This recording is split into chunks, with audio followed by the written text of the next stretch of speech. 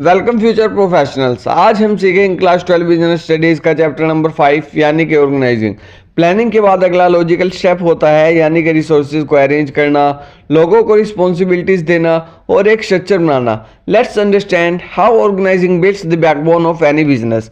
जैसा कि आप सभी को पता है कि 8 मिनट सीरीज में हम क्लास 12 बिजनेस स्टडीज को कंप्लीट कर रहे हैं। अगर आप 2x की स्पीड से देखेंगे तो आपका 4 मिनट में एक चैप्टर फिनिश, यानी कि यूट्यूब पर सबसे तेज सबसे fast with full conceptual clarity के साथ। तो चलिए दोस्तों, अब हम स्टार्ट करते हैं। What is organising? ऑर्गेनाइजिंग क्या होता है? ऑर्गेनाइजिंग का मतलब होता है identifying and grouping activities, assigning duties and establishing relationship among people to achieve goal। यानी कि सिंपल शब्दों में कहें, क्या काम करना है, कौन करेगा, कैसे करेगा, किसके अंडर काम आएगा और किसके अंडर काम करेगा, ये सब डिसाइड करना ही ऑर्गेनाइजिंग के अंदर आता है। यानी कि चीज़ों को अलग अलग तरीके से मैनेज करना ही ऑर्गेनाइजिंग होता है। मतलब आइडेंटिफाई करना, फिर ग्रुपिंग करना एक्टिविटीज़ की, फिर ड्यूटीज़ असाइन करना, फिर रिस्पॉन्सिबिलिटीज़ देना, ये सब ऑर्गेनाइजिंग है। अब हम बात करते हैं steps in organizing process. Number 1, identification of activities, यानी कि कौन कौन से टास्क करने हैं। For example production, sale, billing, customer support etcetera. Number 2, grouping of activities, similar task को एक ग्रुप में रखना। एग्जांपल सेल रिलेटेड एक्टिविटीज एक सेल डिपार्टमेंट में। नंबर 3, साइनिंग ड्यूटीज, हर ग्रुप के टास्क को किसी स्पेसिफिक पर्सन को असाइन करना। नंबर 4, इस्टेब्लिशिंग अथॉरिटी रिलेशनशिप, यानी कि रिपोर्टिंग रिलेशनशिप इस्टेब्लिश करना, यानी कि कौन किसको, जैसे कि सबॉर्डिनेट सुपीरियर को रिपोर्ट करेगा, ये सब होता है इस्टेब्लिशिंग अथॉरिटी रिलेशनशिप। ये 4 ऑर्गेनाइजिंग प्रोसेस के स्टेप्स थे। इनको पहले आप अच्छे से आसान भाषा में समझें और फिर इसको धीरे धीरे अप्लाई करें। यानी कि इस्टेब्लिशिंग अथॉरिटी रिलेशनशिप, यानी कि कौन किसके अंडर काम करेगा। अब हम बात करते हैं इंपॉर्टेंस ऑफ ऑर्गेनाइजिंग।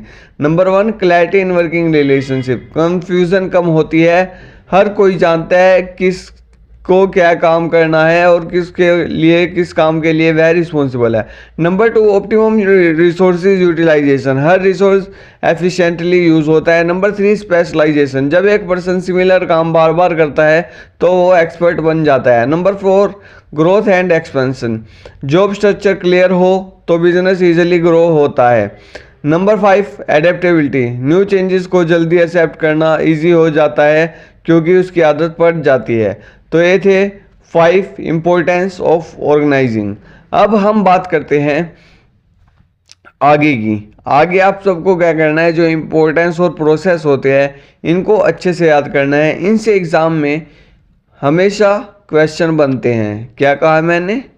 इनसे एग्जाम में हमेशा क्वेश्चन पूछे जाते हैं। अब हम बात करते हैं ऑर्गेनाइजेशन स्ट्रक्चर की। स्ट्रक्चर का मतलब है लोगों का अरेंजमेंट और उनके roles and responsibilities. Types of structure में 2 टाइप के स्ट्रक्चर होते हैं, फंक्शनल स्ट्रक्चर और डिविजनल स्ट्रक्चर। अब हम बात करते हैं फंक्शनल स्ट्रक्चर की। Activities are grouped by functions like marketing, finance, HR, production और used in large organisation with single product line.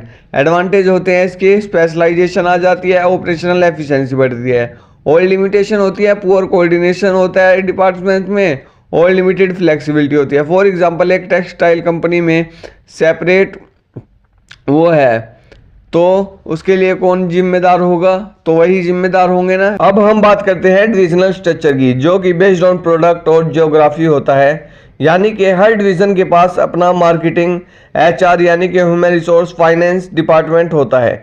और एडवांटेजेस की बात की जाए, number 1, easy to fix responsibility होता है। नंबर 2, बेटर अकाउंटेबिलिटी होती है, यानी कि आंसरेबल होता है। और अब हम बात करें लिमिटेशंस की, डुप्लीकेशन ऑफ रिसोर्सेज होती है, अलग अलग डिवीज़न होती है और कॉस्टली बहुत होता है। फॉर एग्जांपल डिविजनल स्ट्रक्चर का एक एग्जांपल है a company like Tata having division for Tata Motors, Tata steel, Tata T etcetera. ये होती है इसकी डिविजनल स्ट्रक्चर का एक उदाहरण है। अब हम बात करते हैं डेलीगेशन ऑफ अथॉरिटी की। डेलीगेशन ऑफ अथॉरिटी का मतलब होता है अपने काम का कुछ पार्ट सबऑर्डिनेट को दे देना विद नेसेसरी अथॉरिटी। इसके 3 एलिमेंट होते हैं। नंबर 1, अथॉरिटी यानी कि right to give orders. Number 2, responsibility यानी कि duty to complete the task. Number 3 accountability यानी कि आंसरेबल फॉर द रिजल्ट। अब इसके फ्लो की बात की जाए, authority flow from upward to downward, और वहीं रिस्पॉन्सिबिलिटी फ्लो फ्रॉम अपवर्ड यानी कि ऊपर की तरफ जाती है रिस्पॉन्सिबिलिटी और नीचे की तरफ आती है authority. For example, manager team को लीड कर रहा है और उसको एक रिपोर्ट बनाने का काम दिया है विद अथॉरिटी। अब उसका काम है कि वह सम अथॉरिटी के साथ इस काम को पूरा करे और वही रिस्पॉन्सिबल होगा ज़्यादातर इस काम के लिए। तो ऐसे ही अपनी डेली लाइफ से जोड़कर हम इन कार्यों को कर सकते हैं। मैनेजमेंट के सभी चैप्टर हमारी डेली लाइफ एग्जाम्पल से जुड़े हुए हैं।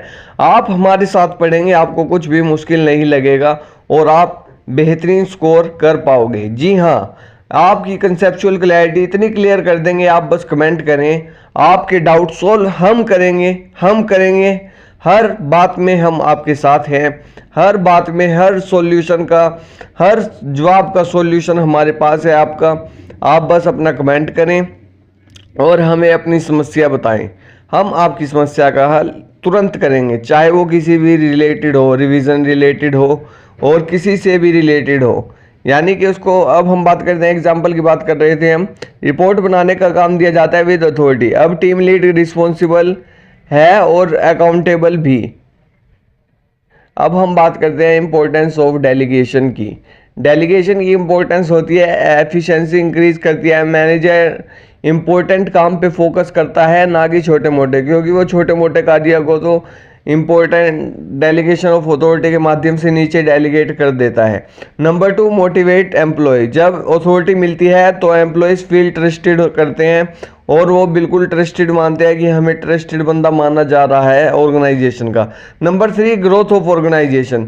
मोर पीपल कैपेबल बन जाते हैं और अपनी जिम्मेदारियां समझने लग जाते हैं। बेटर कोऑर्डिनेशन होता है, यानी कि क्लियर रूल्स और reporting help in smooth working, यानी कि स्मूथ वर्किंग में हेल्प मिलती है। अब हम बात करते हैं डिसेंट्रलाइजेशन की। किसकी? डिसेंट्रलाइजेशन। डिसेंट्रलाइजेशन का मतलब है डिसीजन मेकिंग पावर को लोअर लेवल्स तक स्प्रेड करना, यानी कि delegation is one time decision और डिसेंट्रलाइजेशन इज सिस्टमैटिक डिसीजन। अब हम बात करते हैं इसके एडवांटेजेस की।